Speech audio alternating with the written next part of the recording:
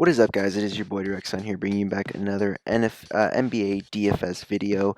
Today is November 5th, 2019, and we're going to be covering this 6-game NBA slate.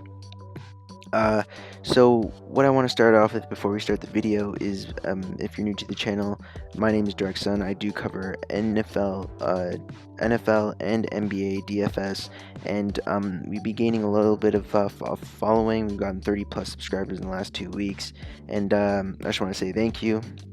Let's keep this support going. I do have a lot of good value plays, and if you reach me, my social medias link in the descriptions. I can give you advice on who to pick and value picks at lock when it changes. So guys, keep posted for that, because these lineups do change. The lineup I give here will definitely change, but my top tier plays probably won't change, but my value plays sure will change, just like last slate and all the other videos before that. So if you're just entering this lineup, it'll probably won't win anything, but if you do contact me and ask me for my value plays, I will give you a response in the comments, or either follow me on my social medias and DMing me there. I should get a response. So before I start this video, just go down and subscribe, guys. It does help, and let's get into the video. So starting on this 6-game slate, I'm going to start with my top tier plays, and the first person I'm going to go with is going to be Malcolm Brogdon at the point guard position. Malcolm Brogdon has just been so steady this year. He's averaged 47 fantasy points per game, and this guy's been a beast. It's a slow spot for Charlotte. Shouldn't be too high pace, and they're on the road, but still injuries are on the Pacers team, and Brogdon should still get that usage even if Sabonis does play. He didn't put up a good quality start last time. I expect him to come full throttle again, especially coming off a day off. And that was most likely, I think, a blowout, so he didn't play too much. Only played 31 minutes. Usually he gets 30 to 35. So honestly, he should be able to smash his price tag at 8,200. Yes, he's becoming a little bit less viable at his price tag, but I still think he can get you 40 to 50 points with 8,200, as he's done before previous times, or even lower of a price tag. So inserting him in my point guard is going to be a lock for me. My another big play obviously is going to be Anthony Davis against Chicago. I've always targeted centers versus Chicago. Any power forward / centers I've always targeted against Chicago, because they are the worst team for rebounding. Anthony Davis should get easily a 20-20 here. I expect him to have a big game if it's close. Honestly, he hasn't had much production ever since he put up 73 points. LeBron's just been going off, but I think this is his game where he gets into his flow, being able to get that 60 to 70 point games that we've seen him before. And honestly, he's going to hit value, especially only at 10,000. I was expecting him to be priced up a little bit, but I guess because there's just blow up potential, he might not play as much. But if it is close, by the fourth quarter, he should have a big game, in my opinion. And I'm going to insert him to my I'm going to insert him to the power forward. And so now for my top tier picks, I'm going to go to my more medium range picks, the guys from 5,000 to 7,000. So at small forward, we're going to insert JAYSON Tatum in this spot. Once again, Jaylen Brown is out, so every single time Jaylen Brown's out, JAYSON Tatum's usage has just gone up. Same with Marcus Smart, but Marcus Smart I don't really want to target in this position, even though he does have a good matchup versus going against Colin Sexton, who doesn't play defense, and Jordan Clarkson. JAYSON Tatum is just in a good spot here too, as well. His point production has just been pretty good ever since 37. He's averaged you 37 to 40 points. His ceiling game, he can go for 50, so that's the reason why I want to put him in. He's just a scorer. He gets you rebounds and assists overall around the court, especially with Jaylen Brown out. I do like him as an overall player around the court, so inserting him at 7,700 is easy for me right there at this small forward. So at the next medium play is probably going to be, for me, is going to be at forward, and that is going to be Aaron Gordon. Man, nobody's on this guy. He's so low owned every single slate, 3 to 4% owned, and he's just been producing. He can get you that 37 points. He can get you that 40 to 50. He gets points, rebounds, and he's getting hot. He's shooting 9 for 15. see 3 for 10, which is poor, than 6 for 13. He's just getting into that groove.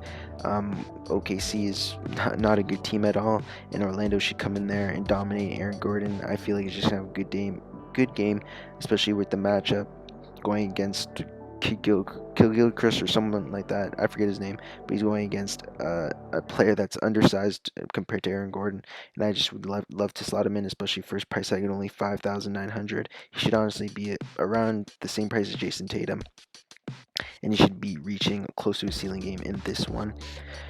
So another player I want to go with that is decently priced is at the other side of the Orlando OKC game, and that is going to be Dennis Schroeder. This guy's just been either going to hit or miss for you. His value's been good at 6,100. His ceiling's just way too high for his price, 48 points, 41. And his floor is like, he put one outlier, 16 points, and that was the first game of the year.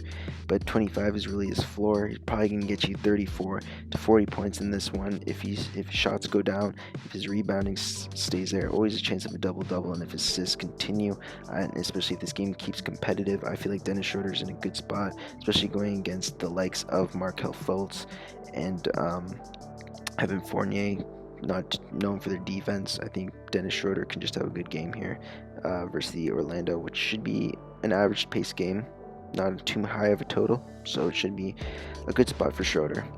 So now we're going to be going to more of our value plays, so we can be able to fit all these guys into our lineup. So at center, we're going to start with Noel.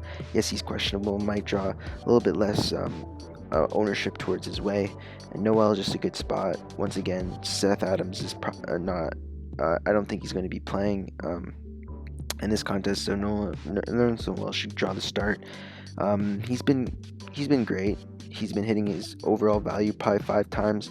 In his last one, he had like 10x value, 39, almost 40 points right there. 27 points is still great. He'll get you 27 to 30. I'm projecting out for 35 points in this one.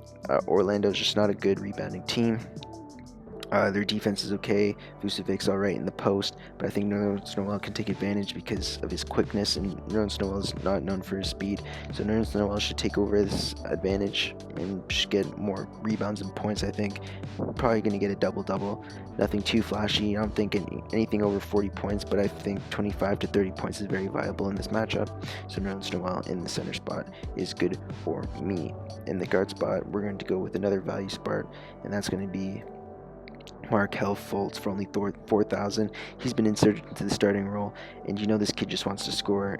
He's had that underdog mentality for a while. A lot of people have been saying he's a bust, and so far he hasn't really produced, but he's going to start getting that 25 to 30 minute range in the starting lineup, so I wouldn't mind inserting him into my lineup, especially since he has 25 to 30 point range.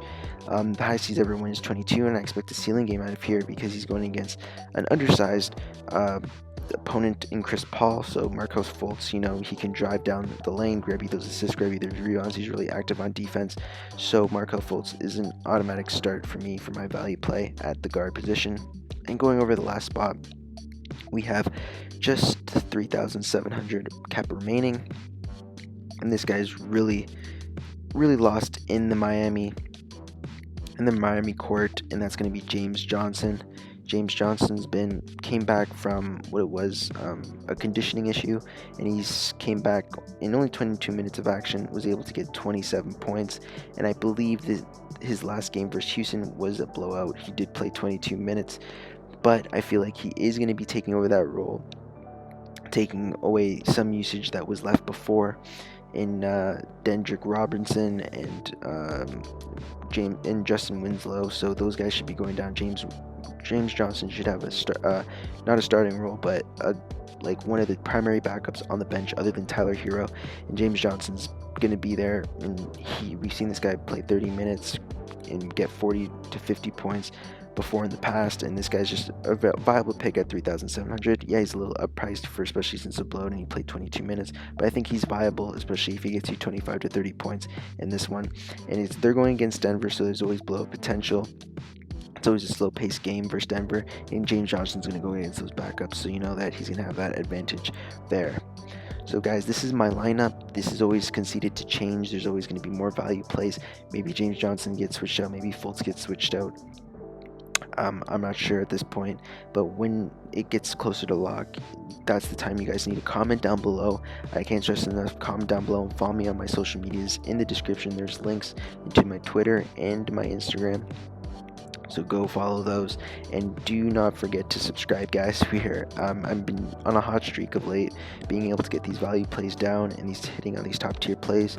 My lineups have been cashing so far, so guys, if you enjoy the video, go hit the like, go subscribe, and that's going to be it for me. This is Directsun logging off. Peace, guys.